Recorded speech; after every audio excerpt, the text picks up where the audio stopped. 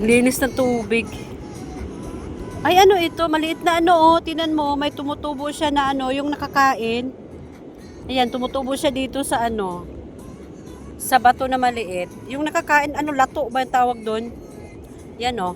So, hindi natin siya sisirain. Dadami pa ito. Lagay natin ulit. Itapon natin sa malayo. Yeah. Oh. Yun. Maraming lato. Siguro maraming lato dun sa ilalim. Ayan, bato. Ang ganda. Ang linaw talaga ng tubig, oh.